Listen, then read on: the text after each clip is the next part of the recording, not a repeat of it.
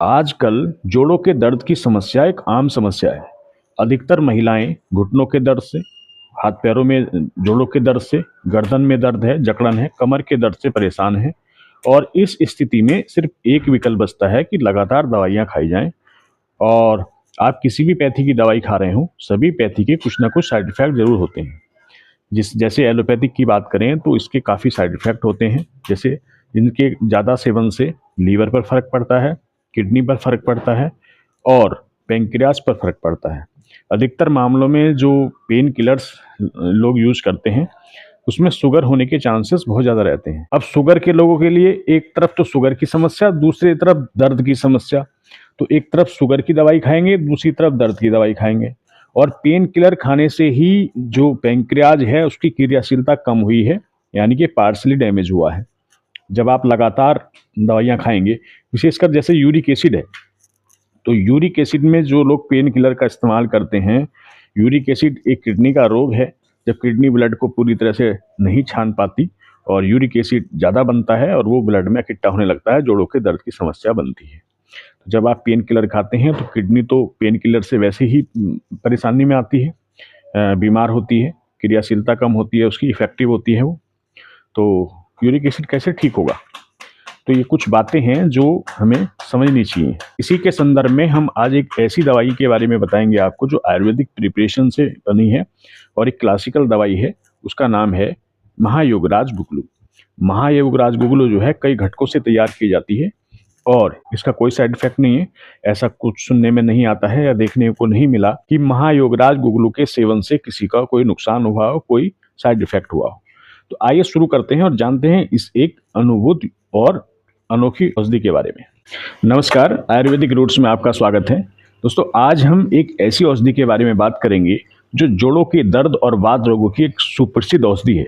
इसका नाम है महायोगराज गुगलू। जी हाँ, महायोगराज गुगलू आयुर्वेद की एक सुप्रसिद्ध औषधि है जो वात रोगों के लिए और जोड़ों की समस्याओं के लिए रामबाण मानी जाती है।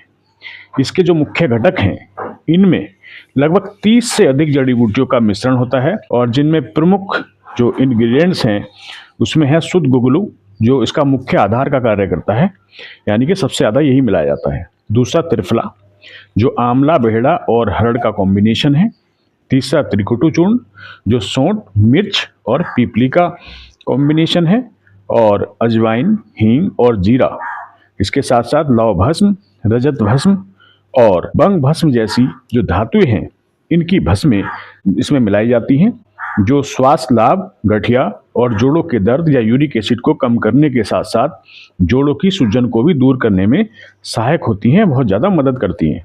दूसरा, वात विकार जैसे साइटिका है, लकवा है और नसों की कमजोरी में भी यह काफ़ी लाभकारी होता है। और पाचन में जो है जठराग्नि को तीव्र करने के साथ साथ कब्ज और गैस की समस्या को दूर करने का काम करता है ये महायोगराज गुगलू।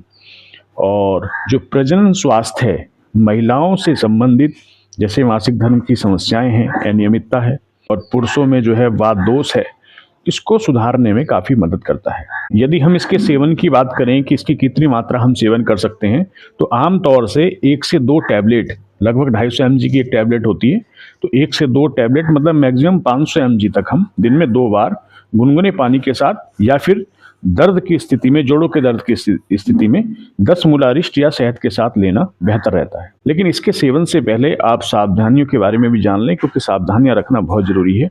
विशेष स्थिति वह है जिसमें गर्भवती महिलाओं और स्तनपान कराने वाली महिलाओं को इसके सेवन से जरूर बचना चाहिए। और जो लोग डायबिटिक हैं, ब्लड प्रेशर के मरीज हैं, उनको भी अपने आयुर्वेदिक चिकित्सक से सलाह के उपरांत ही इसका सेवन करना चाहिए।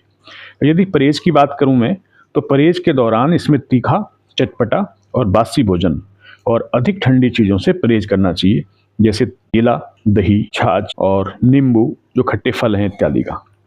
इसके अलावा इसमें जो है भस्म होती हैं, यानी कि मेटल की जो भस्म होती हैं, इसलिए इसको जो है बिना आयुर्वेदिक चिकित्सक की सलाह के लंबे समय तक नहीं लेना चाहिए, क्योंकि यह आपको नुकसान कर सकती है।